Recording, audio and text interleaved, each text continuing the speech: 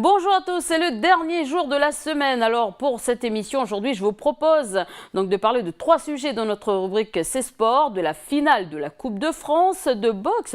Nicolas Dian rencontrera Samy Hanouch. Ensuite, nous parlerons également du football. Magenta rencontrera Trélisac, donc l'équipe de France. Et ensuite, pour la Groupama Race, donc nous ferons donc un petit coup de projecteur en la personnalité de Franck Camas. Ensuite, pour notre rubrique On s'occupe de vous, on parlera du don pour le Vanuatu qui se fera à Tuo. Et pour notre rubrique donc Demandez le programme, aujourd'hui on s'intéresse à donc Madame Tutugoro qui est une artiste qui habite Pointe-Dimier. Nous ferons donc son portrait dans notre rubrique Demandez le programme pour leur retrouvant notre invité du jour.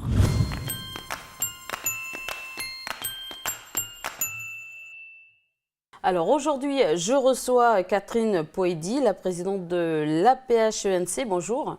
Bonjour Elise, merci de m'accueillir.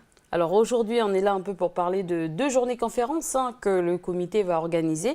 Alors pour commencer, qu'est-ce que le VHC? Alors VHC, c'est donc Village Humaniste et Citoyen.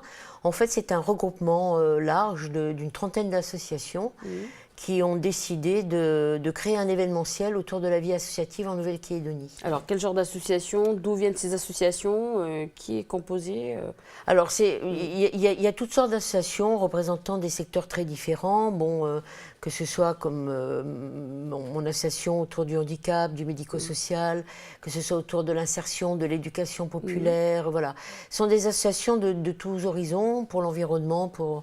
Voilà, donc à un moment donné, donc ça c'était fin 2013, on a finalement été contacté par des associations, disons plus à caractère philosophique, qui avaient eux décidé de lancer une large réflexion sur la place de la vie associative en Nouvelle-Calédonie.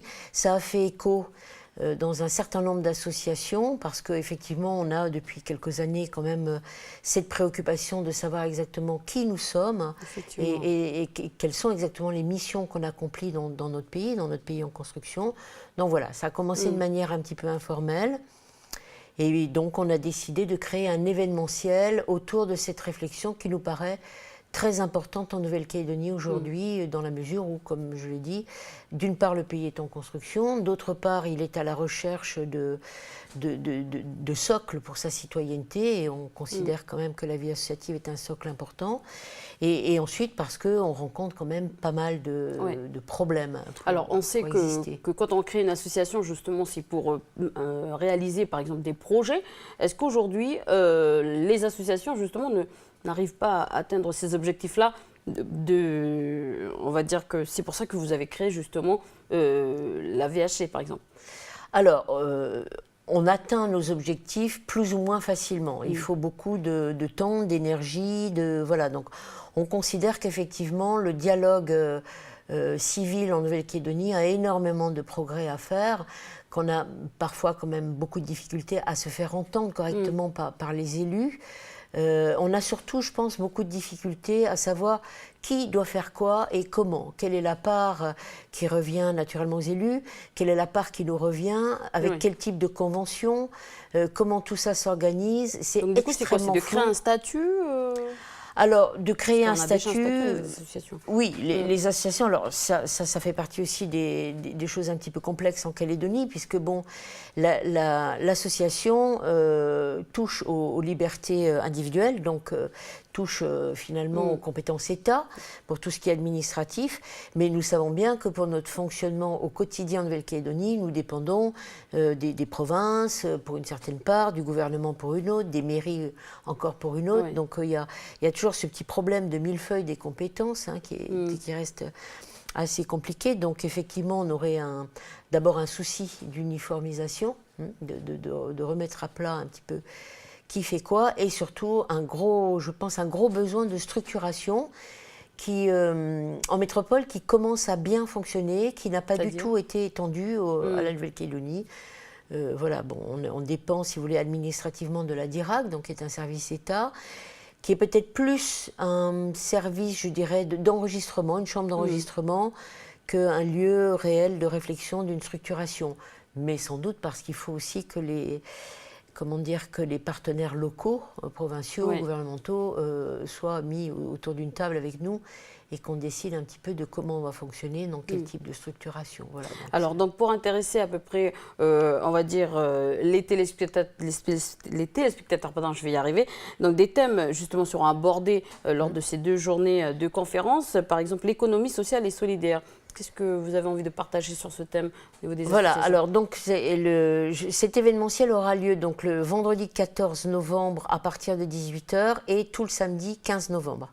Donc le vendredi 14 novembre, nous recevons un conférencier à partir de 18 h, qui est le secrétaire général de la Ligue de l'enseignement en France, Monsieur Jean-Marc Roiran, donc je dirais quand même quelqu'un qui est très très compétent dans tout ce qui est économie solidaire et sociale. C'est donc tous ces secteurs d'activité qui créent de l'emploi, sous une forme donc associative ou sous une forme qui n'est ni l'entreprise privée ni évidemment l'administration, mais qui représente un gros secteur. Pour la Calédonie, on a eu énormément de mal à trouver des chiffres, mais bon an mal an, on a réussi à faire mener une petite enquête par un cabinet de consultants qui nous renvoie quand même des chiffres intéressants. Hein. Ça représente vraisemblablement beaucoup plus qu'1 milliard par an de sommes salariales versées, avec donc un nombre de salariés qui n'est pas négligeable, qui est un secteur en pleine expansion et que nous souhaitons évidemment pouvoir se voir grandir, se structurer aussi. Donc voilà, en gros c'est ça, hein, c'est finalement une autre forme d'économie, une autre forme de salariat. Mais tout est, je dirais, à encadrer en Nouvelle-Calédonie. Pour la plupart d'entre nous, nos associations employeuses, on n'a pas de convention collective, par exemple. Certaines en ont, hein, comme l'insertion, mais la plupart n'en ont pas. Alors, quand on parle d'association, bien sûr, on parle de financement, parce que c'est des demandes de subventions. Est-ce que c'est un problème, finalement, de financement, le fait que des associations n'avancent pas beaucoup au niveau de la réalisation des projets ou n'avancent pas de leur objectif? Oui, alors ça, clairement, il faut toujours aller à la quête aux subventions. Comme je l'ai dit, il y a certains secteurs qui sont beaucoup mieux structurés que d'autres, donc qui sont sous des conventions d'objectifs et de moyens, donc qui ont moins de difficultés que d'autres à percevoir des subventions. Enfin, globalement, ça reste quand même assez arbitraire. Les collectivités publiques en Nouvelle-Calédonie versent quand même pas mal de subventions. Oui, hein. effectivement. C'est un secteur qui est intéressant, qui est largement subventionné, mais tout ça manque de cadrage, tout ça manque de, je dirais presque de transparence, de critères, de choses qui permettraient de faire avancer les projets d'une manière beaucoup plus souple et beaucoup plus simple, étant entendu que ces projets doivent être reconnus comme intéressants et porteurs. Il n'est évidemment pas question de subventionner n'importe quoi. Alors comment ça va fonctionner donc, le VH, ce sont des discussions et ensuite des propositions? Voilà, c'est exactement ça. Donc il y aura cette conférence le vendredi qui est vraiment ouverte à tout le monde, hein, parce que je pense qu'elle peut intéresser toutes les personnes qui sont intéressées par le secteur que nous représentons, parce que cette conférence va faire un état des lieux, vraisemblablement de l'existant métropole, mais faire aussi des propositions qui pourraient nous intéresser, nous, dans notre pays. Et ensuite, donc le lendemain, il y a 2 grandes tables rondes qui sont organisées. Alors, le VHC va commencer à 8 h. Il aura lieu donc à la FOL Colline, hein, même si on sait que les locaux ne sont pas refaits, sont comme ils sont, un peu dégradés, mais il y avait de l'espace et puis donc une grande implication des associations d'éducation populaire dans le projet. Donc on a décidé de le faire là. À partir de 8 h, il y a l'ouverture. Ensuite, il y aura d'abord à 9 h une restitution, 8 h 30 même, une restitution donc, de la petite enquête que nous avons demandé à un consultant. Et je pense que ça peut intéresser énormément de Calédoniens. C'est absolument passionnant. Parce qu'on voit que d'abord, il y a toute une histoire de la vie associative en Calédonie, et puis il y a vraiment... c'est vrai que beaucoup de projets ont été réalisés, voilà, elles le sont encore. Donc il y aura cette restitution. Ensuite, à partir de 9 h 30, 10 h, il y aura une première table ronde consacrée donc à la thématique de vie associative et citoyenneté. C'est-à-dire quelle est finalement notre part dans la construction de la citoyenneté, et je pense que quand même on joue un rôle qui n'est pas négligeable et que le grand public doit entendre, mais les élus doivent entendre aussi qu'on est des citoyens engagés. Voilà, donc nous on est demandeurs de reconnaissance parce que je pense qu'on est en capacité de faire avancer beaucoup toutes ces questions autour de la citoyenneté qui sont quand même pas si simples en Nouvelle-Calédonie. Donc première table ronde. Deuxième table ronde, l'après-midi, il y a possibilité d'une petite restauration sur place qui sera très très simple, qui démarrera donc à 13h30. Et là, on va rentrer plus dans des problèmes techniques, c'est-à-dire les problématiques auxquelles sont confrontées les associations, notamment les associations employeuses. Voilà. Et à 16h, un large bilan avec des propositions qui vont donc faire l'objet d'une sorte de, je dirais, de cahier des charges qui vont être mis aux élus. Nous espérons pouvoir en remettre une partie à M. Hollande, puisque nous savons qu'il arrive le 17 et que l'État est impliqué dans notre fonctionnement, pour les raisons que j'ai indiquées tout à l'heure, la loi 1901, liberté individuelle, compétence État. Voilà. Et surtout que, bon, finalement, M. Hollande a déclaré la vie associative comme grande cause nationale 2014. On veut lui rappeler que la Calédonie... Donc vous comptez en faire une loi?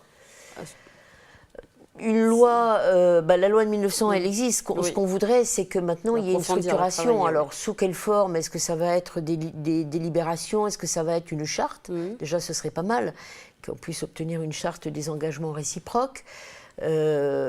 Voilà, la journée va permettre peut-être d'être plus au clair sur ce qu'on peut espérer obtenir à court terme, à moyen terme, à plus long terme. Voilà. Et ceci animé par la COPIL, hein. Voilà, alors donc... Est-ce que vous pouvez nous en dire un mot? Tout à fait. Donc, mon association fait partie donc, du COPIL qui s'est mis en place fin novembre pour essayer de préparer cette journée et puis déjà quand même de baliser un petit peu la route. Donc voilà, on s'est réunis très régulièrement. On a maintenant... boucler, je dirais, l'organisation, la logistique du 14 et du 15. On a également balisé la route des tables rondes, puisque c'est quand même des tables rondes de 2 heures, donc on ne peut pas non plus s'égarer dans tous les sentiers, même si tout est passionnant. Donc là, je pense que voilà, ça a été le rôle du COPIL, de définir des grandes problématiques pour ces tables rondes. Et puis, toutes les associations, dans n'importe quel sujet du pays, sont invitées, c'est ça? Ah oui, tout à fait. Donc c'est d'abord un grand regroupement associatif et ensuite, bien sûr, tous les citoyens qui sont intéressés par cette forme-là d'engagement. C'est une forme comme une autre.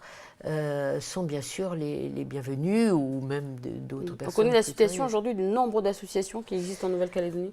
On connaît en gros, on a eu beaucoup de mal à obtenir les chiffres, mais en fait on s'aperçoit que c'est un secteur extrêmement dynamique. Il y a plusieurs milliers d'associations en Nouvelle-Calédonie, toutes provinces confondues. C'est vraiment un outil dont les Calédoniens ont su s'approprier, qu'ils ont su s'approprier. On sait très bien, par exemple, que pour le Mandkanac, dès que la citoyenneté a été ouverte, donc dès 1946, ça a commencé par de la vie associative, que ce soit la ICLF, Louis Callot, c'était des associations. Et depuis, la vie associative, elle a été extrêmement dynamique dans le Mandkanac, et elle est toujours extrêmement dynamique. Voilà, donc, en tout cas, vous comptez l'améliorer, c'est ça? On compte l'améliorer, on compte surtout pouvoir finalement créer les conditions d'un vrai dialogue entre nous déjà. Est-ce qu'il y a des déséquilibres par rapport à la France pour terminer cet entretien? Oui, par exemple, de grands déséquilibres.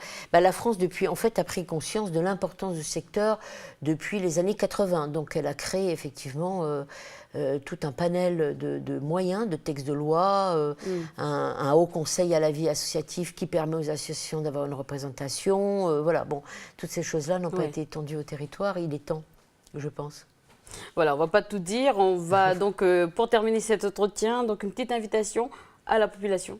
Voilà, donc moi j'invite toutes les personnes qui sont intéressées par la question à venir nous rejoindre donc, à la FOL dès le 14 novembre au soir, le vendredi, 18h, pour la conférence, et toute la journée du 15. Et voilà, plus on sera nombreux, plus les propositions seront riches et passionnantes. Et bien sûr, on espère aussi avoir quelques élus qui nous rejoignent, conscients de l'enjeu quand même très important que représente la vie associative dans notre pays. Voilà, donc c'est sur ces mots qu'on se quitte. Donc Catherine Poëdi, merci d'avoir accepté cette invitation. Merci Élise. Allez, on passe tout de suite à l'agenda du pays.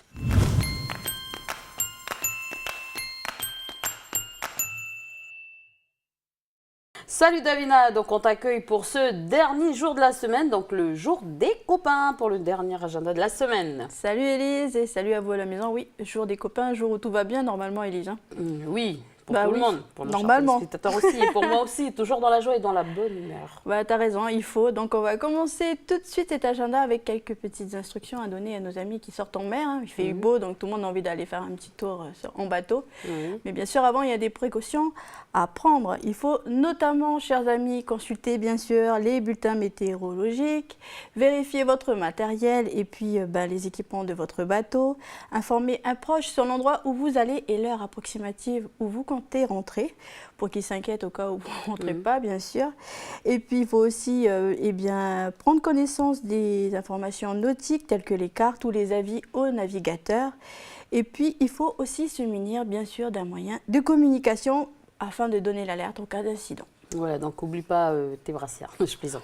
N'oublie ça. pas ta bouée. Voilà, une fois toutes les précautions prises, c'est sûr que vous passerez une bonne journée en toute sécurité. Pour la suite, on lance un appel aux retardataires du côté de l'université de la Nouvelle-Calédonie. Oui, c'est ça. Donc, avis à nos amis du côté de l'université. Si vous avez encore en votre possession des bouquins qui appartiennent à la bibliothèque universitaire, il faut absolument les retourner, les rendre à qui de droit. C'est important parce que si votre compte lecteur n'est pas à jour, vous ne pourrez pas vous inscrire pour l'année universitaire 2015. C'est dommage, on est arrivé là juste parce qu'on n'a pas rendu un bouquin. Donc voilà, faites-le. Voilà, donc, et puis ça vous pénalise, mais aussi ceux qui arriveront derrière vous pour l'an prochain et qui auront aussi besoin de livres. Donc voilà, j'espère à nos chers amis téléspectateurs, surtout universitaires, que vous aurez compris le message. Et quant à nous, on poursuit avec la grande collecte des vêtements qui se déroulera à Koné. C'est ça. À Koné, il y aura une grande collecte de vêtements en porte-à-porte. Ce sera organisé par la Croix-Rouge et le Secours catholique. C'est dans le cadre de la Semaine européenne de réduction des déchets. Et donc, ça concerne les habitants de Koné Village. Si vous avez des vêtements que vous n'utilisez plus, ainsi que des chaussures, des sacs, des ceintures qui sont encore en bon état, mettez-les dans un sac. Et puis, sur ce sac, apposez le fameux autocollant qui indique que vous participez à l'opération. Donc, cet autocollant, il est à retirer dans les locaux de Pacifique Environnement ou alors à la Croix-Rouge ou encore du côté du Secours catholique à Koné. Alors une fois qu'on a fait tout ça, Davina, qu'est-ce qui se passe après? Alors une fois qu'on a trié ses affaires et qu'on l'a mis dans un sac avec l'autocollant, il faut attendre jusqu'au jeudi 27 novembre et là au matin il faudra déposer votre sac avec vos affaires à côté de votre poubelle et il y a un camion spécial pour cette opération qui viendra et qui ramassera donc tous ces sacs. Voilà, l'opération, je vous le disais tout à l'heure, s'adresse à la population de Koné Village, mais pas que. Si vous êtes des tribus ou des communes environnantes que vous souhaitez participer, pas de souci, rendez-vous directement avec vos dents du côté des bureaux du SAS Environnement de 8h à 16h. Et les jeudis 27 et vendredi 28, ils vous attendront. Je vous rappelle juste que ces dons serviront aux actions humanitaires et sociales de la Croix-Rouge et du Secours catholique. Voilà, donc de Koné, on traverse la transversale pour aller à Pointe-Dimier. C'est ça, on va à Pointe-Dimier où il y aura le 18 novembre la présence d'un conteur, Nordine Hassani, qui est venu dans le cadre du Festival du Conte, à Tembeu. Là, il sera du côté de chez nos amis à Pointe-Dimier, à la médiathèque, à partir de 18h, le 18 novembre. Il viendra conter Aït Saden, c'est le nom de village berbère. Donc voilà, ceux qui viendront écouter, iront très très loin dans l'histoire, on ira jusqu'au Maroc.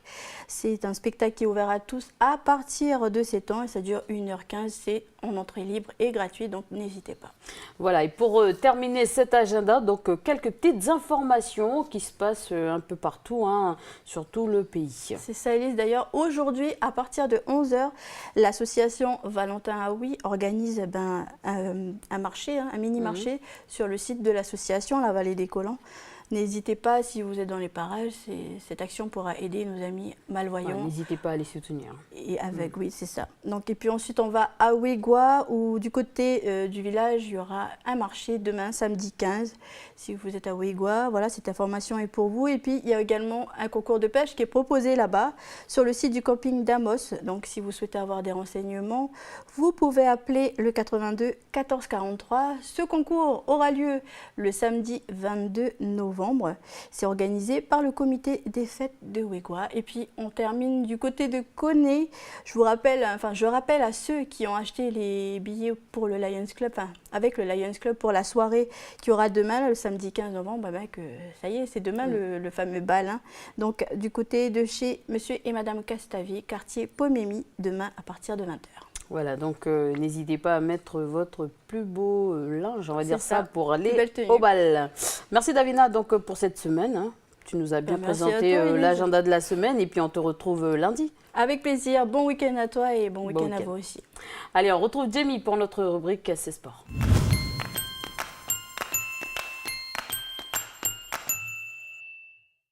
On retrouve Jamie dans ses sports. On débute avec l'actualité du week-end à ne pas manquer. C'est ça, bonjour Elise et bonjour à tous. Donc l'actualité du week-end, c'est bien évidemment la Coupe de France. Donc une compétition prestigieuse que tous les sportifs calédoniens rêvent d'y participer. C'est un véritable défi sportif uniquement réservé aux champions de Nouvelle-Calédonie. Car la Coupe de France, c'est l'opportunité et la chance pour nos joueurs et nos joueuses calédoniens de pouvoir se confronter au niveau français et d'affronter un club métropolitain ou encore de pouvoir combattre contre un grand champion.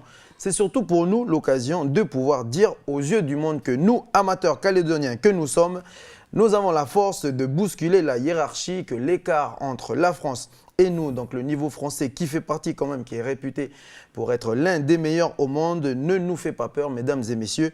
Je viens là de vous présenter un édito et je conclurai en disant « Soyez nombreux demain à la boxe ou au stade de Magenta pour soutenir le sport calédonien qui passe sûrement l'un des moments les plus importants de son histoire. » Alors, 2 Coupes de France sont programmées. On commence par la finale de boxe à l'Arène du Sud de Païta. Oui. Donc, une finale qui opposera Nicolas Dion à Samy Hanouch. Voilà, c'est une finale de Coupe de France. Un moment très, très attendu par tous les fans de discipline ici en Nouvelle-Calédonie. Donc, voilà, le pays, j'ai envie de dire, se réconcilie avec cette discipline qui, pendant longtemps, déplaçait la population pour assister à un combat. La dernière finale de Coupe de France s'est déroulée il y a maintenant 22 ans. Je sais que ça ne rajeunit pas certains, mais c'était avec le sacre de Charles Baou. C'est donc un grand événement qui attend demain les Calédoniens. Mais la question que tout le monde se pose, c'est est-ce que Nicolas Dion sera-t-il le successeur de Charles Baou? On écoute sa réponse. Oui, demain on aura la victoire. Je vais tout faire pour. Et j'espère marcher sur les traces des vieux et être le successeur de Charles Baou. Ça fait 6 mois qu'on se prépare dur pour ce combat, encore plus dur parce qu'on est à la maison et qu'on ne veut pas décevoir. Donc je suis prêt et ça a été très très physique et on aura le résultat sur le ring. Et honneur à ma réputation, je suis un guerrier, j'ai toujours été un guerrier et samedi je serai encore un guerrier. Tous les Calédoniens, venez m'encourager. Ça faisait 22 ans qu'on n'avait pas eu de championnat de France en Calédonie. J'espère être le successeur de Baou, mais j'ai besoin de vous, j'ai besoin de vos encouragements. J'ai besoin qu'on foute le feu à l'Arène du Sud et voilà, qu'on fasse voir à l'adversaire où c'est que j'ai mis les pieds là. Voilà, qu'ici c'est chez nous. Voilà, donc Nicolas Hanouch, c'est la finale du championnat de France des super moyens demain à 19h. Donc n'oubliez pas, l'ouverture des portes est prévue à 18h, Jimmy. Avec 10 combats amateurs, Elise, de la sélection calédonienne contre la sélection néo-zélandaise. Donc on ferme ce chapitre boxe avec quand même, le programme énuméré par le vice-président de la Ligue calédonienne de boxe, Jean-Bernard Foukoui. Il va y avoir 2 grands événements en un. On va dire que la présélection amateurs calédonienne qui prépare les Jeux du Pacifique de 2015, PNG 2015, va se produire une fois de plus face à des Néo-Zélandais, cette fois, dans des combats internationaux en 3 rounds de 3 minutes. Ce sera la dernière prestation de cette année et la fin de la préparation va se faire l'année prochaine pour eux à quelques mois des Jeux du Pacifique. Donc ça c'est le premier grand événement. Il y aura également donc ce grand championnat de France qui va se tenir entre Nicolas Dion et Samy Hanouch en 10 rounds de 3 minutes qui va clôturer la soirée. Mais on n'oublie pas nos jeunes également parce que la boxe amateur commence par la boxe éducative et il y aura ce qu'on appelle des assauts de boxe éducative pour montrer au public que les gamins, les bambins peuvent également commencer à boxer dès leur plus jeune âge. Et on enchaîne avec l'autre événement, le 7e tour de la Coupe de France. Magenta Tré-Lissac, si je prononce bien, Jamie. C'est ça, donc, tu prononces ce bien. sera demain au stade Noumadélé. On attend toujours le deuxième club qui réalisera l'exploit de passer ce 7e tour. En effet, Elise, avec ce 7e tour qui ne réussit pas au club calédonien. Seul Magenta avait réalisé cet exploit de pouvoir battre un club français ici en Nouvelle-Calédonie. C'était Dunkerque, un exploit qui leur a permis d'ailleurs de pouvoir disputer le 8e tour. Logiquement, si tu passes le 7e tour, tu arrives au 8e tour. Bien sûr, c'est De logique. Coupe de France contre le Paris FC. Le club de Magenta s'était donc incliné sur le score de 3 buts à 0, pardon. Et cette rencontre s'est déroulée au stade Charletti avec plus de 10 000 spectateurs. Juste ça. Je plaisante. Non, c'est un stade qui peut accueillir quand même 30 000 spectateurs. Mais le stade de Charletti, c'est quand même un stade mythique où on se souvient, le Paris FC de l'époque, lorsqu'il n'y avait pas encore le Paris Saint-Germain, pouvait proposer de très beaux matchs. Donc voilà, c'était Paris FC. On écoute tout de suite, sans tarder, l'entraîneur de l'AS Magenta. Il nous parle de son équipe avant d'affronter le club de Tré-Lissac. C'est demain. Ça, c'est quelque chose où je ne peux pas me prononcer. Je pense que si on met tous les ingrédients pour pouvoir résister à cette équipe et puis peut-être les embêter, oui, on a une chance. La difficulté ici avec les joueurs calédoniens, c'est le problème de concentration et en permanence, je suis sur leur dos par rapport à ça. Voilà, si les joueurs sont très très concentrés, notamment derrière, je pense qu'on peut effectivement embêter cette équipe de Tré-Lissac. J'ai eu quelques renseignements par l'entraîneur de Saint-Malo, qui est dans le même groupe qu'eux, voilà, qui m'a donné des renseignements, je dirais, de manière globale. Donc c'est une équipe, ce que j'ai retenu, c'était une équipe qui jouait, qui aimait jouer au football, voilà, très technique.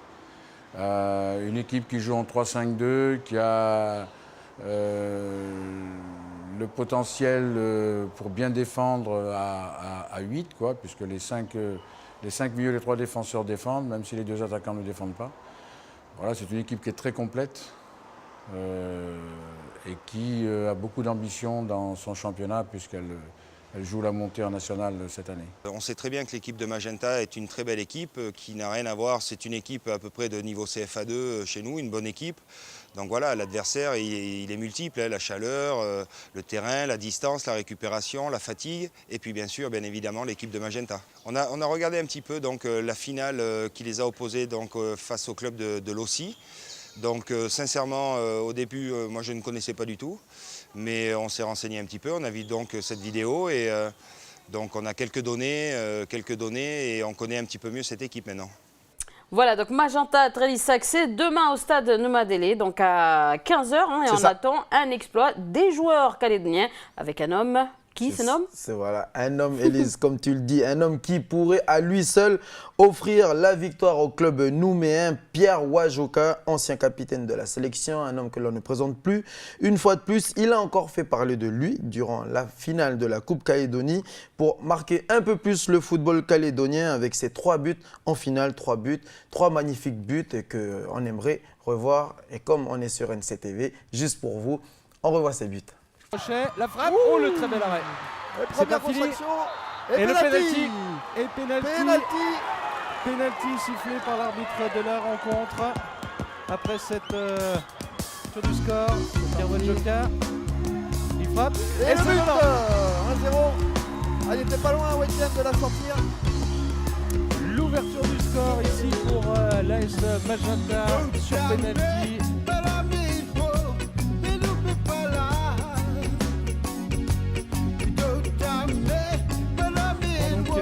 L'avantage dans cette rencontre, on disait.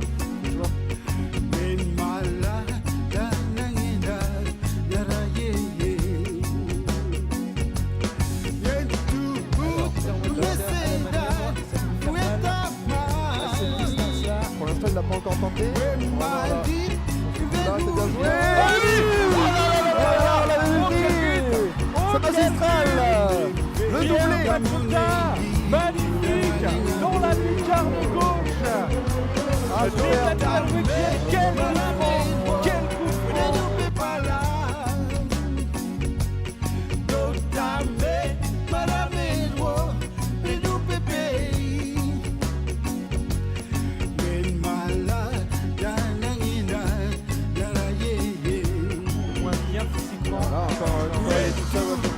Et la volée.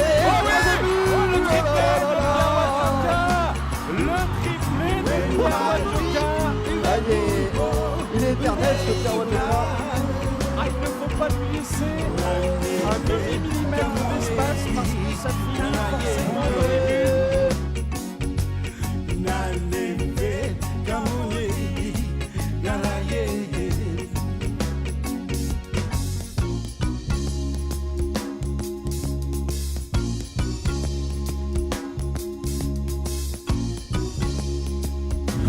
D'un grand homme, on enchaîne avec un autre, Franck Camas, qui pour la première fois a participé à la Groupama Race. Voilà, c'est ça Elise. Franck Camas, un grand skipper français, vainqueur de la route du Rhum en 2010, parrain de la Groupama Race. Il a été plusieurs fois annoncé pour participer au Tour de voile de Nouvelle-Calédonie. Cette année, il nous fait honneur de sa présence. C'est la première fois qu'il vient ici en Nouvelle-Calédonie pour participer en tant que skipper.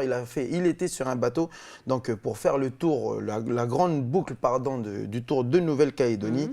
C'est sa première venue sur le territoire et pour nous, Éric Desroches est allé suivre sa course. Il a assisté au départ de Franck Camas. C'est tout de suite.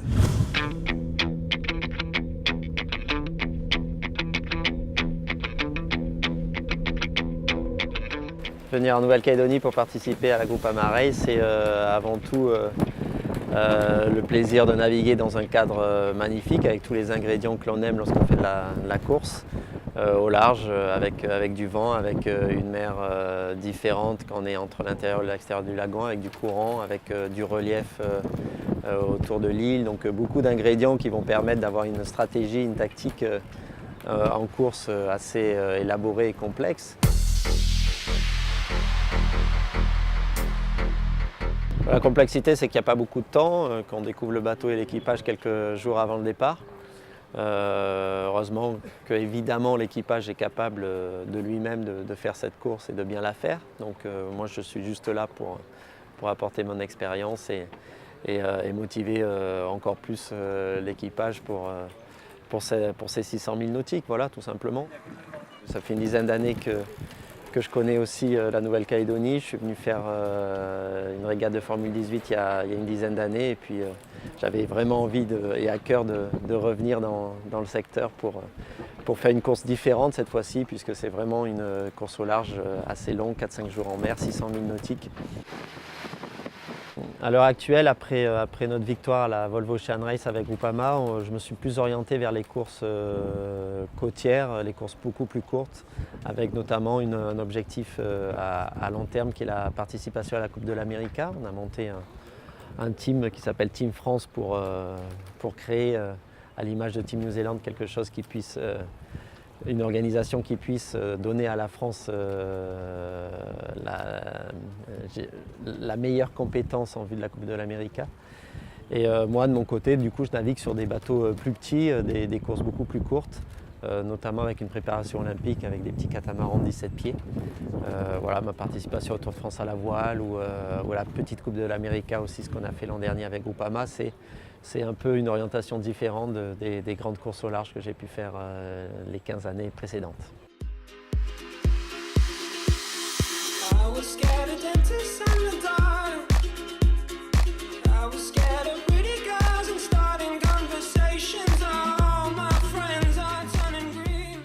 La course de l'Amérique, c'est en plus du défi sportif, c'est aussi un défi technologique, c'est voire plus d'ailleurs un défi technologique, c'est-à-dire concevoir, construire et mettre au point un bateau qui puisse être plus rapide que nos concurrents. Donc oui, c'est ce qui m'intéresse dans la course à la voile, c'est toute cette préparation et tout ce travail technique que l'on fait avec des ingénieurs ou des designers pour créer le bateau le plus rapide. Voilà, la voile, c'est aussi une course mécanique et technique et c'est ce qui rend ce sport complexe et très intéressant.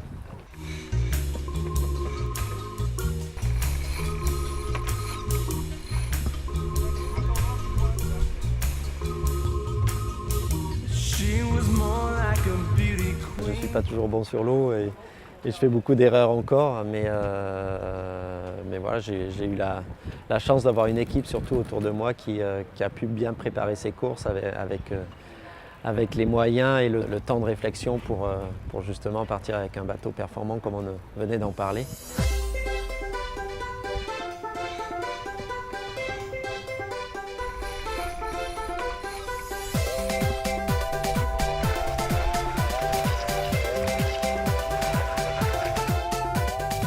La motivation, je l'ai forcément. Je trouve ça beaucoup plus intéressant de se battre pour la victoire que juste d'être suiveur. Voilà, quand je pars sur l'eau pour une régate, j'essaye de donner le maximum de moi-même pour être performant. Et j'essaye aussi de motiver mon équipage autour de moi pour aller dans le même sens, parce que je pense que c'est là que les équipiers et moi-même prenons le plus de plaisir et le plus d'excitation.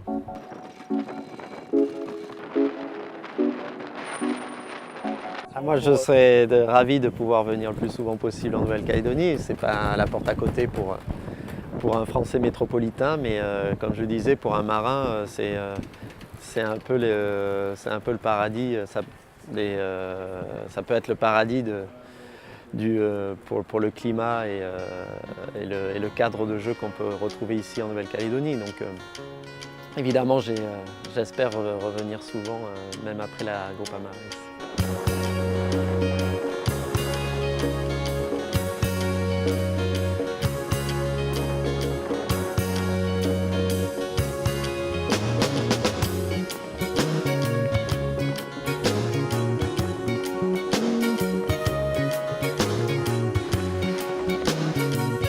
Voilà, c'était un reportage signé Éric Deroche. C'est toujours important comme ça pour les sportifs, les disciplines ici en Nouvelle-Calédonie, de voir des grandes personnes, des grands champions participer voilà, à nos courses, aux courses amateurs ici en Nouvelle-Calédonie. Ça stimule, ça nous encourage et puis ça nous fait rêver aussi quand tu vois des enfants qui voient l'avenue on parlait de Lucie Descosses dans le judo, la Francama, c'est pour la voile. Je pense bien sûr à nos équipages des îles dans le nord et bien entendu dans le sud. Quand ils voient Francama arriver, c'est clair que ça fait rêver.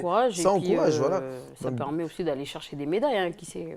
Voilà, c'est toujours, comme je disais, voilà, comme on le disait toujours à chaque fois, quand on parlait d'Antoine Camboiré et tout, toutes les personnes qui ont fait honneur aux couleurs du pays à l'échelle internationale, quelles que soient les disciplines, quand on les voit venir ici en Nouvelle-Calédonie, ça nous fait rêver. Et puis non seulement ces personnes-là, elles véhiculent des valeurs et leurs discours à travers les Calédoniens et les enfants aussi, c'est toujours des discours pédagogues qui, voilà, il dit, c'est pas interdit d'avoir des rêves, mais n'oublie pas de faire l'école aussi à côté, surtout pour les jeunes. Et là, je m'adresse plus aux jeunes. Donc, encore une fois, merci à toutes ces personnes qui viennent nous voir ici en Nouvelle-Calédonie. Ce n'est pas évident pour des personnes comme Franck Hamas de faire 22 000 km juste parce qu'ils sont parrains d'une épreuve. La Groupama Race, c'est vrai, c'est le Tour de Nouvelle-Calédonie, mais dans son calendrier à lui, grand skipper français et international, c'est rien du tout. Mais je pense que ça lui fait plaisir de venir. Ça lui fait plaisir de venir parce que, en même temps, pour lui, c'est un honneur. Parce que quand tu lui demandes de faire, je dirais, parrain d'une épreuve comme la Groupama Race, c'est que en même temps ici il a des fans, il a des supporters. Oui, on le connaît. Honneur. Voilà, à 22 000 km, on sait qui est Franck Hamas. Voilà, donc voilà pour la Groupama Race. Jamie, est-ce qu'on peut redonner les petits rendez-vous pour la boxe et puis le football pour terminer cette chronique? Donc un petit récapitulatif, pardon, j'allais dire récupération parce que demain je suis en récupération, samedi je ne travaille pas, je vais regarder la finale de boxe qui va se dérouler demain à 19 h à l'Arène du Sud de Païta. Ouverture des portes prévues à 18 h voire même 17 h 30 en fonction de l'affluence, en fonction du monde, du public qui sera sur place. Donc voilà, le combat professionnel sera précédé de 10 combats amateurs, la sélection calédonienne contre celle néo-zélandaise.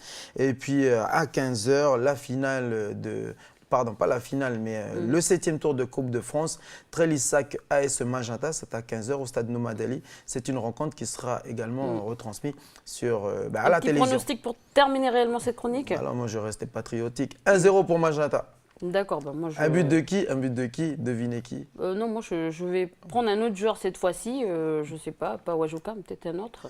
Mais je sais pas, tu peux penser à Michel Mahé aussi, qui renard des surfaces. Je mise sur Mahé pour tu mises sur Michel Mahé, moi demain un bon petit coup franc de Pierre Wajoka. Et puis concernant la finale de boxe, je pense que Nicolas Dion va gagner au point. Ok, bon courage Nicolas, on est avec toi. Anouche, quand même 16 victoires dans 13 par KO. C'est quand même du sérieux en face. Mais bon, Niki, tu joues ici, tu vas combattre ici en Nouvelle-Calédonie. tu vas combattre chez toi. En plus, à l'Arène du Sud de Paris, tu as 600 clubs formateurs. Je pense que rien qu'avec ça, ça va pouvoir le transcender. Voilà, donc bon courage. Merci Jamie. Merci Élise et merci à tous. On retrouve Anna pour notre rubrique On s'occupe de vous.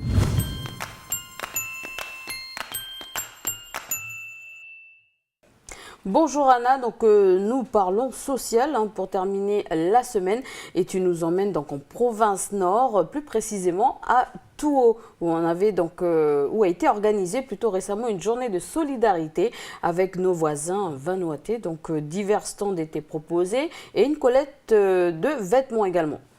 Bonjour Élise et bonjour à tous. En effet, nous montons du côté de Touo, plus précisément dans la tribu de Vieux-Touo, parce que c'était là que ça s'est passé. C'est le site également où ils font d'habitude leur fête communale, la fête du manioc, chaque année. Et donc, petite présentation pour ceux qui ne connaissent pas peut-être Touo. Alors, ça se situe sur la côte est et puis c'est à peu près à 330 km de Nouméa. Pour aller à Touo, on passe par où? Eh bien, on peut passer soit par la côte ouest, ensuite prendre la transversale Konetiwaka, on arrive à Touo, ou alors tout simplement longer la côte est jusqu'à Touo. Alors, pourquoi cette journée de solidarité et pourquoi cibler le Vanuatu? Alors, parce que la commune de Touo, l'année dernière, s'est jumelée avec une île du côté du Vanuatu, donc l'île de Malikolo, précisément. Et donc, c'était par rapport aux 10 ans, en fait. L'année dernière, la commune de Touo a fêté les 10 ans de la fête communale. Donc, c'est à cette occasion qu'a eu lieu le jumelage avec Malikolo. Et puis, pour l'occasion, justement, une délégation vanuataise s'était déplacée jusqu'à Touo pour faire un échange culturel. Donc cela va dans la continuité de ce fameux jumelage. Tout à fait, Élise. Et puis la journée, elle était principalement ciblée sur les récoltes de dons pour les enfants de la province de Malampa. Alors je vais faire comme pour Touo, une petite présentation rapide. Alors Malampa, c'est une des 6 provinces du Vanuatu. Et la province de Malampa, elle est composée de 3 îles principales, dont Malikolo ou Malekula dans le dialecte local. Il y a aussi Ambrim et puis Pahama. Et il y a aussi un certain nombre d'autres petites îles moins connues qui font partie de la province. Et pour la petite histoire, Malampa, c'est tout simplement les initiales de Malikolo, Ambrim et Pahama. Et surtout que nous ne sommes pas très loin du Vanuatu finalement. C'est vrai, puisque Vanuatu, c'est à 540 km au nord-est de la Nouvelle-Calédonie. Et si on y va en avion, on met à peu près 1 heure, donc c'est pas loin. Et la capitale du Vanuatu, pour ceux qui ne connaissent pas, c'est Port Vila. Et puis il y a aussi une autre grande ville, qui est Luganville, qui elle est sur l'île d'Espiritu Santo. Mais pour l'heure, revenons chez nous en Nouvelle-Calédonie avec ces images qui ont été tournées du côté de Touo par André Ravel et moi-même.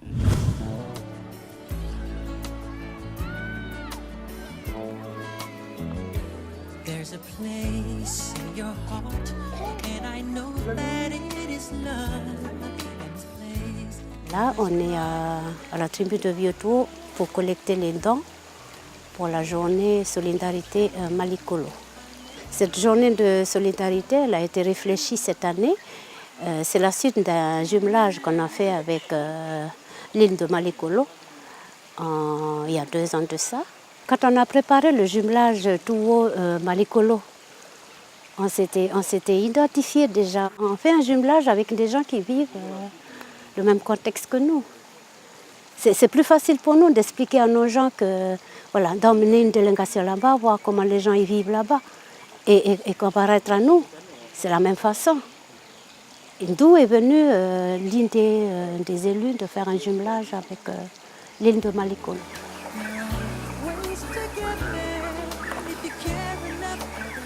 C'est vraiment un travail d'effort qu'on a contribué, qu'on a réalisé, puisqu'on a fait le déplacement jusqu'au Vanuatu pour préparer ce jumelage.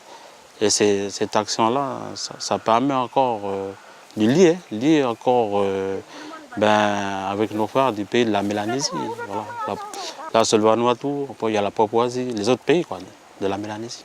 C'est une grande action qu'on fait, parce que cette année, on fait avec les enfants. Mais c'est une action qu'il faut toujours garder parce que nous, on a une histoire avec nos frères de la Mélanésie. Et voilà, cette histoire-là, c'est une histoire qu'il faut toujours garder. Donc à travers cette solidarité, ça permet encore de bien se lier encore avec nos frères de la Mélanésie. Donc, comme je dis, là c'est solidarité, mais là, demain ça peut être la musique, demain ça peut être des danses. Voilà, ce sont toutes ces actions culturelles qui nous permettent de toujours se rassembler.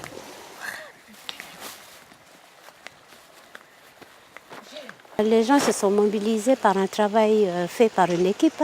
On est parti il y a un mois de ça dans les tribus pour sensibiliser la population de Tours au pourquoi de cette solidarité. Cette année, on a mis au devant l'enfance, les enfants de Malikolo. À chaque passage dans les tribus où l'info se passait, on faisait une réunion dans une tribu pour dire qu'on organisait une journée. On demandait aux gens si vous êtes intéressés ou vous êtes solidaires avec nous, donnez-nous des dates, donnez-nous des jours que la commune elle vient récupérer les dents. Et donc Tiwaye, c'était aujourd'hui. Moi, c'est du linge pour enfants et des livres, quelques chaussures. Ça me fait plaisir de donner pour dépanner les gens qui ont besoin de s'habiller aussi comme nous, qui sont pauvres, qui veulent du linge, puis ça nous évite de jeter à la poubelle aussi. C'est bon de donner au lieu de jeter à la poubelle ou brûler. Aujourd'hui, c'est la première journée de collecte. On est à Tiwaye pour 1 heure et aux environs de 2 heures, on sera à Kongoma. C'est suivant la demande des tribus que la voiture elle part collecter les dents. Sinon, la plupart de la population elle a emmené les dents et c'est déjà stocké à la mairie.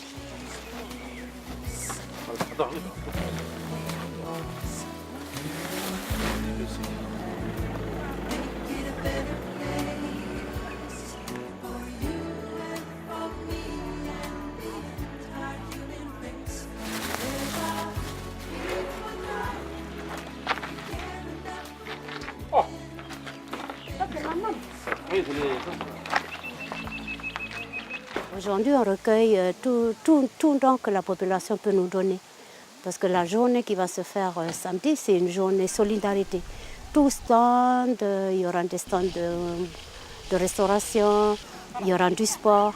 Et tout ça, c'est basé sur la solidarité.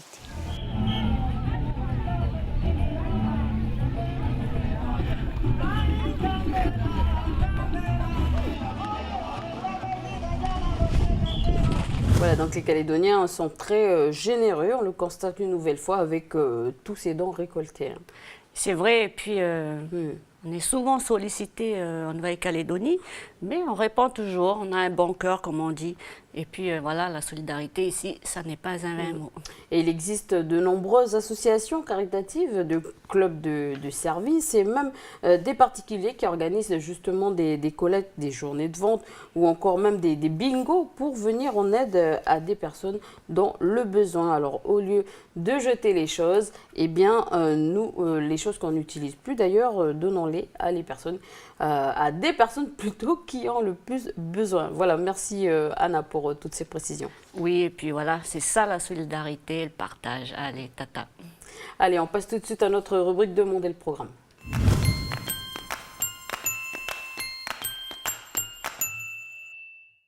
Salut Chloé. Salut Elise, salut à tous. Elle est artiste peintre et graveur. Elle vit et travaille sur la côte Est à Poindimié, où elle a présenté d'ailleurs une expo en juillet dernier à l'occasion de ses 50 ans. Expo dont elle a présenté les dernières œuvres jusqu'à aujourd'hui même. Ça se passait donc à l'antenne du Conservatoire de musique de Koumak cette fois-ci. Est-ce que tu devines de qui je parle? Facile, c'est Isabelle Staron-Tutugoro. Ah oui, c'est vrai que c'était facile. Alors Isabelle Staron-Tutugoro est née en France. Elle est née à Saint-Symphorien-sur-Coise, près de Lyon.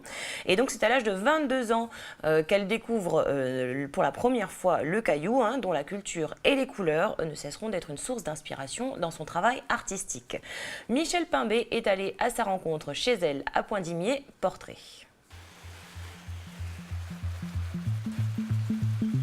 「「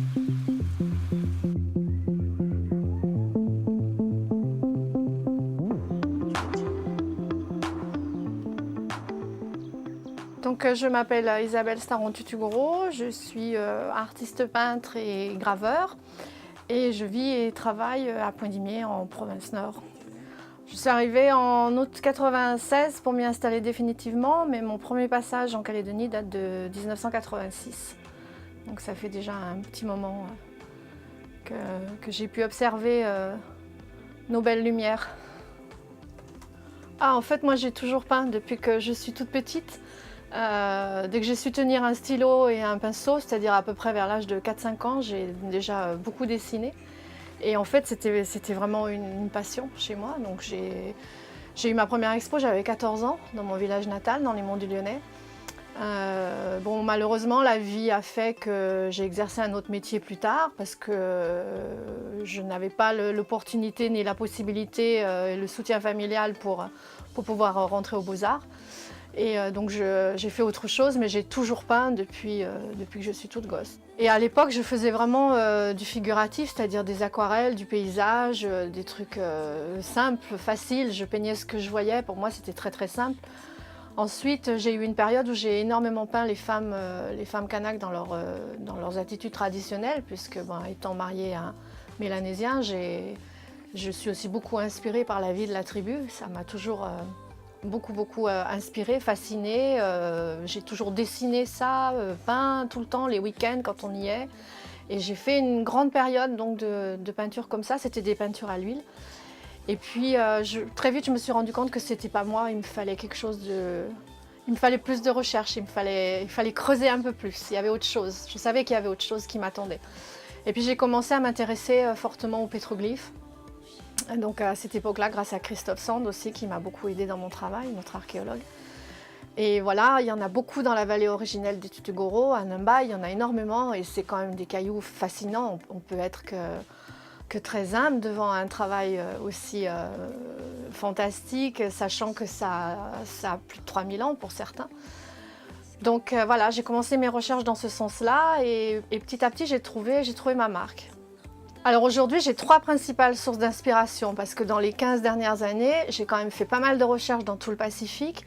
Je suis allée jusqu'à l'île de Pâques, je suis allée faire beaucoup de recherches à Samoa sur les tapas, les pétroglyphes un peu partout jusqu'en Tasmanie. Donc avec tout ce background de recherche que j'ai derrière moi, j'ai 3 principaux sujets d'inspiration qui sont donc les pétroglyphes que l'on retrouve quasiment dans toutes mes toiles, les poteries lapita qui ont des motifs géométriques pour moi d'une grande fascination, et puis les bambous gravés. J'ai eu le déclic en voyant l'expo des bambous gravés, une grande rétrospective qui a eu lieu en Suisse il y a quelques années. Et devant la petitesse de ces bambous et la masse de détails qu'il y avait sur un bambou, voilà, on peut être qu'inspiré par ce genre de travail. Donc voilà, c'est les 3 motifs récurrents que l'on retrouve dans les dernières années de mon travail. Donc j'ai déjà réalisé tout le collage, comme je le disais. Il y a une grosse préparation de collage avant, avec des documents familiaux. Là, entre autres, l'acte de mariage de mes grands-parents, des bouts de lettres de mon arrière-grand-père à mon arrière-grand-mère pendant la Première Guerre mondiale. Et puis des journaux de là où je suis passée pendant l'année, donc New York, Tokyo, Barcelone, avec des articles parfois intéressants, mais qui de toute façon seront quasiment cachés par la peinture qui va venir se rajouter. Il faut savoir que je travaille avec énormément de couches, il y a beaucoup de couches dans mon travail. Donc à la fin, on va distinguer je vais mettre en valeur certaines phrases ou certains titres, mais la plupart du reste sera caché, sauf que ça donne un effet de profondeur. Et c'est vraiment ce que je recherche tout le temps dans mon travail, qui est plusieurs lectures. En Calédonie, on a des tas de talents. On a des tas de gosses au fond des tribus qui savent dessiner du feu de Dieu, mais ces talents, ils sont pas exploités. Et ça, c'est à nous notre boulot aussi de les pousser, de leur acheter des pinceaux, des toiles et puis de leur dire allez, vas-y, sors ce que tu as dans ton ventre, fais-moi voir, tu sais pas compter, tu sais pas lire, c'est pas grave, fais voir ce que tu sais faire sur une toile.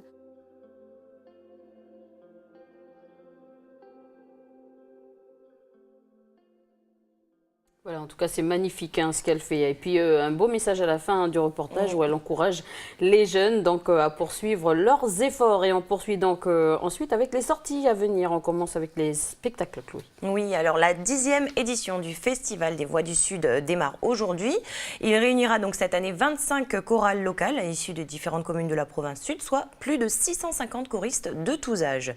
Donc cette année, l'invité du festival est le groupe vocal originaire de Singapour, Vocaluptios, qui a été formé en 2007 et qui est composé de 6 chanteurs, 5 garçons et une femme. Donc reconnu dans leur pays depuis plusieurs années, ce groupe s'exporte de plus en plus à l'international à l'occasion d'événements culturels. Voilà, donc jusqu'à dimanche 23 novembre, ils vous attendent dans plusieurs communes de la province sud pour des soirées hors du temps.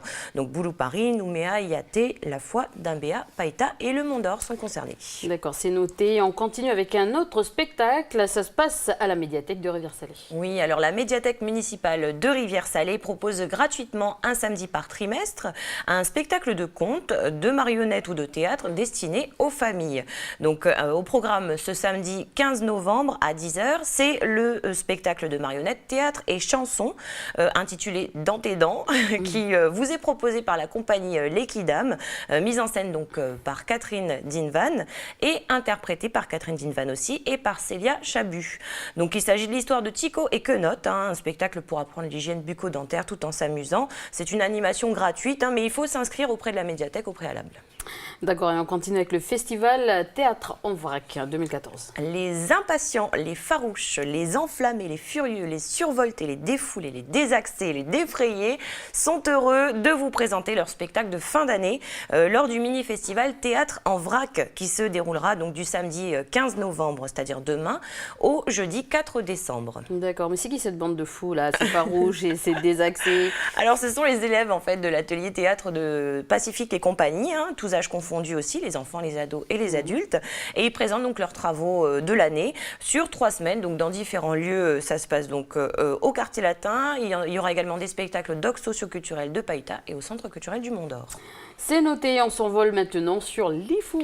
Et oui, depuis mardi, le chapiteau s'est implanté à Lifou et ce jusqu'au 24 novembre. Ce sera l'occasion de retrouver donc de nombreux spectacles de théâtre, de danse, d'art de rue ou même de cinéma puisque le Ciné-Brousse sera également là. Donc la compagnie Troc en Jambes présentera sa création contemporaine chez Mêlée. Création donc pour 4 danseurs, chacun pratiquant une technique de danse à part entière. Donc l'un est contemporain, présenté par Tania Alaverdoff, l'autre jazz par Amandine Tambaro, la danse traditionnelle est représentée par Richard Digoué et puis le hip-hop par Pascal Théouri. Donc chacun a sa gestuelle, chacun a son univers et donc ce sont 4 danseurs, 4 disciplines, 4 tiges qui s'entremêlent pour tresser une danse commune. Donc l'idée de cette dernière création est de mêler différents styles de danse présents sur le caillou à travers donc la thématique du tressage de la natte. Donc la représentation est programmée au mardi 18 novembre et c'est à 20h. Et le chapiteau propose également un atelier d'initiation donc pour tout public. Pour tout public, les petits aussi bien que les grands, donc des intervenants de la compagnie du chapiteau et puis des danseuses professionnelles proposent donc une initiation pour tous ceux qui veulent, donc petits et grands comme je le disais, et l'atelier est libre et sans inscription préalable. Voilà, donc n'hésitez pas. Alors c'est quand Chloé? Alors ça se passe le mercredi 19 décembre à partir de 14h, et puis il y a aussi la troupe Wedge Création qui propose un atelier d'initiation, là c'est pour les enfants, qui en fait en quelques jours auront l'occasion de créer de participer à une création artistique qui sera ensuite présentée le vendredi suivant, vendredi prochain, vendredi 21 novembre à 20h sous le chapiteau. Ok, c'est noté. Alors quels sont les autres spectacles qui seront proposés à Lifou à cette occasion? Eh bien toujours mercredi 19 novembre, c'est la compagnie Traversée qui présente son spectacle Mimésia. Alors Mimésia, c'est un spectacle vivant qui mélange donc la danse et la projection vidéo. Donc l'idée de ce spectacle est née d'un retour au pays et de ce lien qui nous unit à notre terre natale. Donc ça se passera mercredi prochain à 20h et à la suite de ce spectacle Mimésia sera présenté le spectacle Duo avec un moustique. Alors c'est la compagnie Par les temps qui courent qui présente ce spectacle de danse aussi interprété par Linda Kurtovic qui pose donc sa féminité dans ce solo qui est un éveil à la conscience, à la beauté et à la mort. Et puis ce spectacle interroge aussi avec humour le spectateur qui est de l'autre côté du miroir. Ben oui, il ne faut pas oublier l'humour. Comment envisager la vie sans sans humour. C'est impossible, c'est impossible. Effectivement. Et c'est pour ça que Maïté Siwene sera présente avec son Wanamacho. Donc la vieille de marée, Pakucho Ine, vous fera rire aux éclats, ça c'est sûr. Donc le spectacle est programmé pour le samedi 22 à 20h. Et puis tu nous parlais également de cinéma. Oui, alors le Cinébrousse sera également de la partie et proposera donc une projection du film Avatar. Donc ce sera le jeudi 20 à 20h. Eh bien voilà, le programme est chargé du côté de l'IFU. N'hésitez pas à y aller, ça promet. Et on poursuit avec des expos, Chloé. Oui, depuis le 6 novembre, le Château Hagen accueille l'exposition Distillation éphémère qui est présentée donc par l'association La Distillerie en hommage à Sandrine Vidot. Donc les amis, les proches et les membres de la famille de la parfumeuse calédonienne qui est partie donc l'année dernière des suites d'une longue maladie ont souhaité donc se réunir une dernière fois donc afin de célébrer sa mémoire. Et donc cette expo, c'est une réminiscence des œuvres de Sandrine Vidot, qui était donc une parfumeuse passionnée. Voilà, c'est donc une expo collective. Alors qui sont les artistes qui ont participé ? Alors donc, montées dans chaque pièce du Château Hagen, les installations de 3 plasticiennes locales, donc Véronique Menet, Patricia Bourgeois, Patricia Charles, qui étaient aussi des amies de Sandrine, entraînent donc le public à travers une déambulation chimérique inspirée donc des rêves de la créatrice. Eh bien, bel hommage rendu au travail et à la personne de Sandrine Vidot. Alors, jusqu'à quand peut-on visiter justement cette expo ? Alors, l'expo est programmée jusqu'au 30 novembre, donc au Château Hagen, et elle est visible du mercredi au vendredi de 15h à 18h, et puis du samedi au dimanche de 11h à 18h. Voilà, donc c'est noté, on continue avec une autre expo à la DZ Galerie au Faubourg-Blanchot. Poétique de l'igname, c'est le nom de cette exposition dédiée donc à l'igname, organisée jusqu'au 30 novembre par DZ Galerie. Et donc cette expo met en résonance les œuvres d'une grande artiste aborigène qui s'appelle donc Lorna Fencer Napururla, et puis aussi des objets rituels de la population Abelam du nord de la Papouasie. Et donc ce sont des sculptures, des masques à igname. On en voit un ici composé donc d'une figure d'ancêtre surmontée de 2 oiseaux qui disposaient donc en socle pendant les cérémonies consacrées à la récolte des ignames. Et donc l'artiste Lorna Fencer Napururla est en fait un des maîtres incontestés de l'art aborigène. Elle a consacré donc les 20 dernières années de sa vie à la peinture. Elle a commencé très tard. Et puis donc elle est dépositaire de rêves consacrés aux ignames. C'est un droit qu'elle a reçu de son père. Et donc elle a su traduire dans ses toiles, ces toiles qui sont très colorées et dynamiques, sa vision en fait traditionnelle d'un monde en mouvement, et puis l'atmosphère aussi des cérémonies qu'elle présidait en tant que dépositaire de rêves consacrés aux ignames. Donc pour l'occasion, un ouvrage de 72 pages intitulé Poétique de l'igname a été édité. Voilà, très beau chef-d'œuvre à ne pas rater. Merci Chloé pour toutes ces infos. On te dit à bientôt. Avec plaisir. Merci à tous. À très bientôt. Allez, on retrouve Mara pour notre rubrique La Science et nous.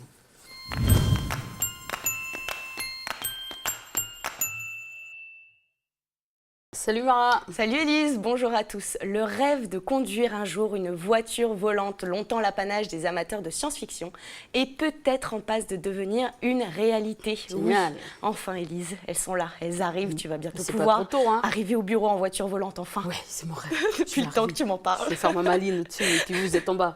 Bon, ils ont mis le temps, c'est sûr, mais bon, on va pas leur en vouloir. À mon avis, ça doit pas être si facile que ça. Il y a plein de trucs à prendre en compte, bien entendu. Exactement. Plein d'axes de travail différents. Comment faire décoller la voiture, comment la faire atterrir et surtout où, parce qu'on n'a pas tous une piste d'atterrissage à côté de la maison.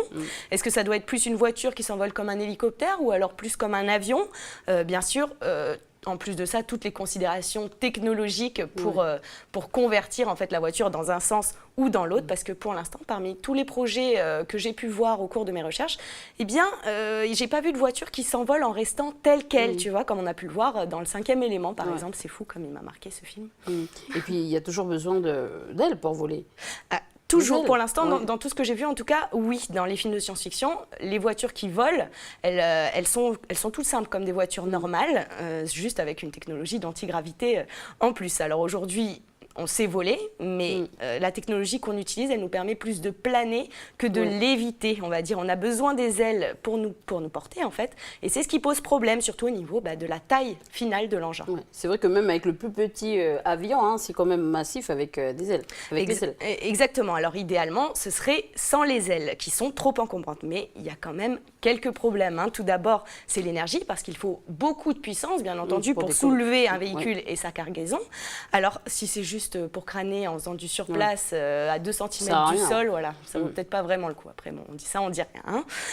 Voilà. Après, deuxième problème, c'est le risque de chute, j'ai envie de dire. Vous voyez, toutes les voitures au bord de la route, là, les gens qui surestiment un petit peu trop la réserve d'essence. Bon, moi, la première, hein, d'ailleurs.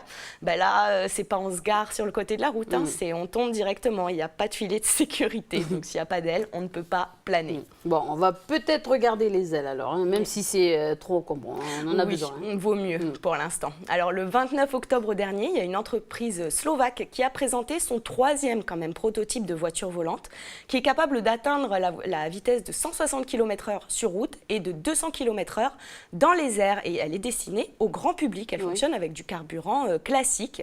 L'objectif, c'est que ça devienne un mode de transport à part entière. L'ambition du constructeur, je vais y arriver, c'est de pouvoir partir d'un lieu au volant de sa voiture et puis de déployer ses ailes pour s'envoler de n'importe quel aéroport. Ah, donc il faut quand même aller jusqu'à un aéroport pour décoller. Selon l'entreprise, il faut quand même 200 mètres pour le décollage et par contre seulement 50 mètres pour l'atterrissage. Et d'ailleurs, apparemment, le véhicule, il peut se poser aussi bien sur une surface avec de l'herbe que sur une surface pavée. Et puis aussi, il peut stationner dans un espace qui est prévu pour une voiture classique. Je te propose qu'on regarde à quoi ça ressemble. Allez, on y va. Allez, c'est parti. C'est le rêve de tous les petits garçons qui devient réalité et qui nous vient de la République slovaque. Son nom, Aéromobile 3.0, un volant pour la route, comme toutes les voitures, et un manche pour les airs, comme tous les avions.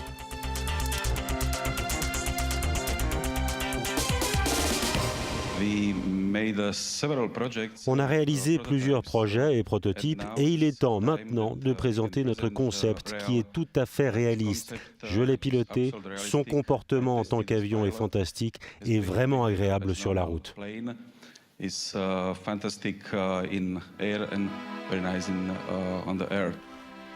Présenté à Vienne récemment, l'Aéromobile 3.0 pèse 450 kg, son envergure est de 8,20 m, son autonomie en vol de 700 km et sa consommation modeste, 15 litres au 100 dans les airs et 8 litres sur route.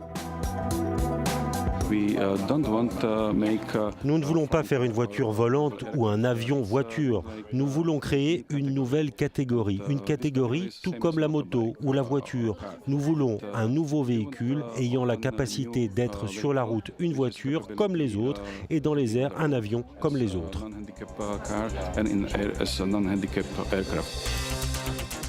Comme tout un chacun ne possède pas à côté de son garage un tarmac de quelques centaines de mètres de long, l'équipe d'Aéromobile 3.0 compte sur la construction de pistes spéciales non loin des autoroutes et des aéroports. Restera ensuite à passer son brevet de pilote d'avion. Bon, ça fait un peu Transformer, mais c'est pas mal du tout. Et si un jour, si j'aurais mon brevet justement de pilote, combien il faudrait que je paye pour avoir justement ma voiture volante ?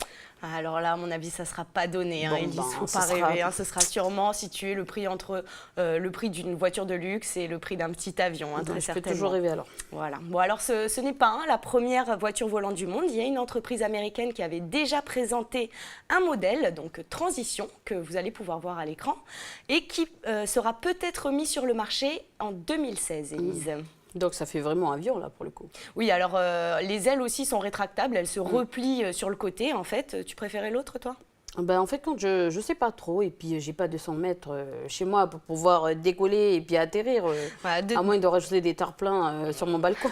Non, j'ai pas 200 mètres. De toute façon, depuis que les frères Wright ont volé pour la première fois en 1903, l'aviation, ça n'a été que des compromis depuis. Voilà, on ne peut pas tout avoir en un seul appareil. Donc les avions, c'est très bien, c'est relativement économe en carburant, c'est rapide, ils peuvent couvrir de longues distances et transporter des cargaisons lourdes, mais par contre, ils ont besoin besoin de pistes de décollage C'est et sûr. d'atterrissage. C'est voilà. sûr, comme les 200 mètres.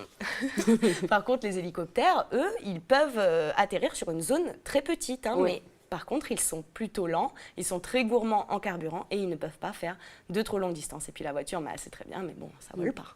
Il nous faudrait justement un hybride entre les trois, alors. Entre les trois, pardon. Donc une machine qui roule sur la route et qui décolle en mode hélicoptère et qui voyage avec des ailes, c'est comment? Ça serait plutôt ça pas serait mal. l'idéal, ouais. Alors, c'est ce qu'ont pensé en tout cas des chercheurs américains qui ont mis au point un concept du nom de Sky Cruiser. Alors, en vol normal, il est poussé par 2 moteurs électriques de 150 chevaux dans la queue.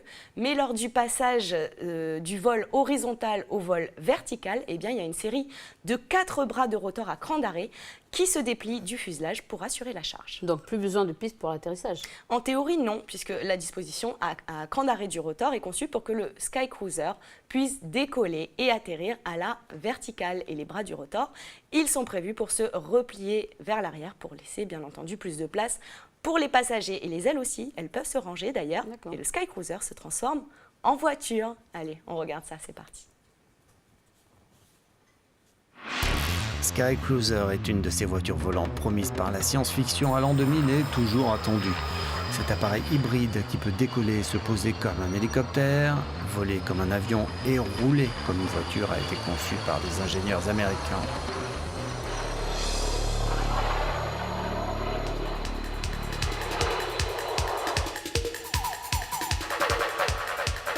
Né dans l'Arizona, le Sky Cruiser, qui n'est pour l'instant qu'un drone, est doté d'un rotor orientable qui lui permet donc un décollage à la verticale et l'économie d'une piste d'envol.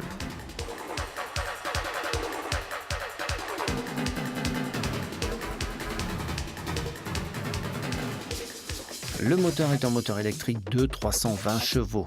Arrivé à son altitude de croisière, le rotor laisse la place à 2 hélices montées à l'arrière qui poussent l'appareil jusqu'à sa destination. Et ce, à une vitesse de 500 km/h, soit une vitesse supérieure à un hélicoptère, tout en consommant moins de carburant.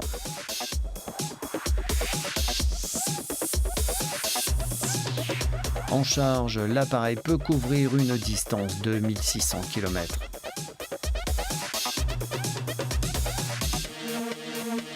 Une fois posé, l'avion se transforme en une voiture dotée de 5 places. Pour l'instant, il s'agit d'un concept, donc pas de production industrielle en vue.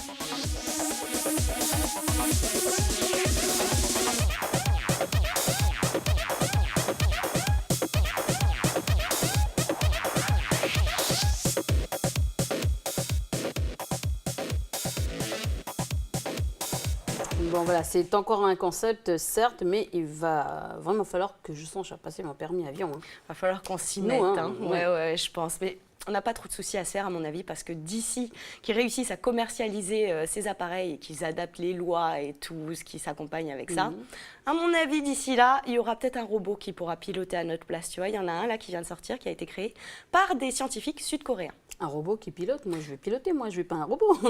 Écoute, on n'aura plus le droit, ce sera des robots et puis c'est tout.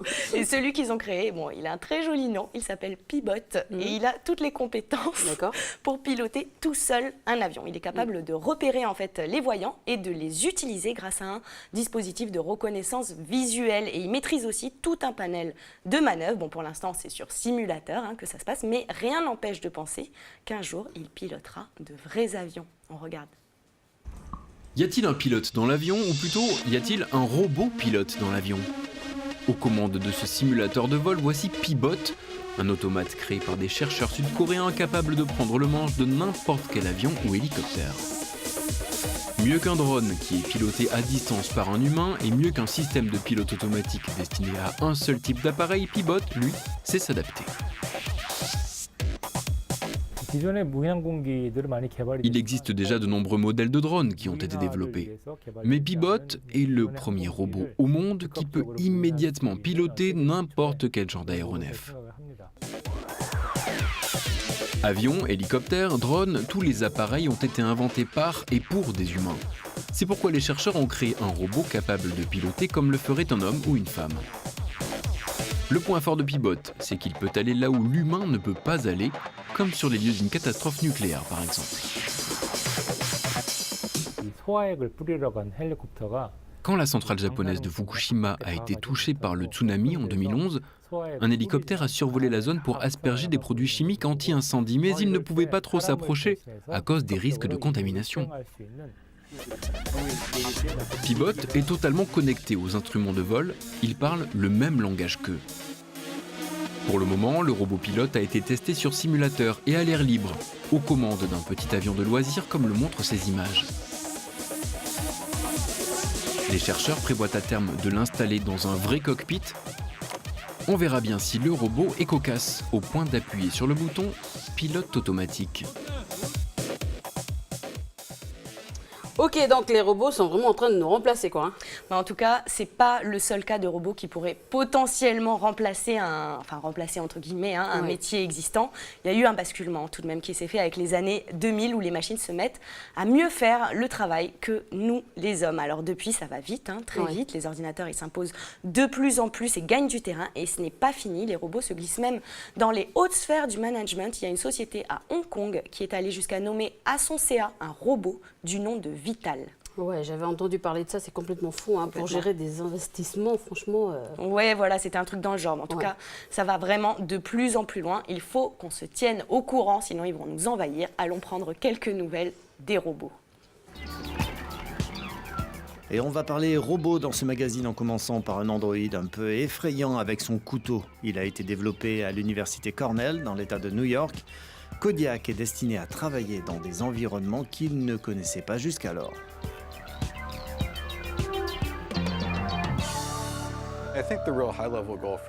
Le véritable objectif pour ce projet, c'est fondamentalement d'avoir un robot pour faire toutes ces petites choses à la maison que l'on ne veut pas faire. Contrairement aux autres robots, ils sont programmés pour répéter les mêmes mouvements encore et encore. Kodiak a été conçu pour être intuitif, il peut manipuler des objets qu'il n'a pas encore utilisés, et pour y parvenir, les chercheurs se sont inspirés du processus d'acquisition des humains. Le robot est programmé avec des images qui ont été téléchargées sur Internet sur des objets qui font partie de l'environnement humain. Il dispose de caméras qui détectent la profondeur de champ et de capteurs au bout des doigts qui lui donnent en temps réel la pression exercée.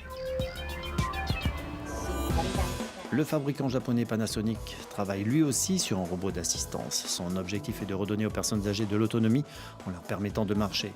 Grâce à une veste spéciale, il détecte l'instant où une personne veut se lever. Il intervient alors et assiste la personne dans sa mobilité.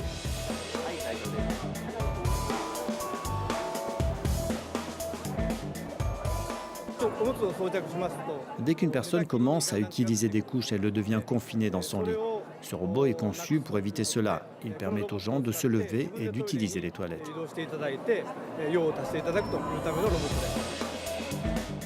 Des robots à l'avenir prometteurs. D'ici 2025, les personnes âgées représenteront un tiers de la population, alors que le nombre de soignants disponibles pour s'occuper d'elles va décliner. Voilà, c'est vrai que dans certains cas, ils peuvent bien nous être utiles, ces robots. Oui, c'est sûr, mais bon, il faut quand même qu'on fasse vraiment bien gaffe à ne pas se tirer nous-mêmes une balle dans le pied, parce qu'après, ça va très très vite. L'employeur, il investit une fois dans un super robot, et puis après, pas besoin de lui verser de salaire, plus de problème, jamais malade, toujours efficace, au top de lui-même. Il ne faudrait pas aussi non plus que les robots nous piquent notre boulot, Mara, et même les employeurs, il ne faut pas qu'ils nous prennent surtout pour des robots aussi. Aussi, c'est vrai, Élise. Voilà, merci de nous avoir parlé des robots et des avions qui volent. Des voitures qui volent. Des voitures qui volent, pardon. Bah oui, un avion, ça vole. Merci, Mara. Merci à toi, merci à tous. À très bientôt. Voilà, donc c'est avec cette chronique que s'achève cette émission. Merci de nous avoir suivis. Tata à tous.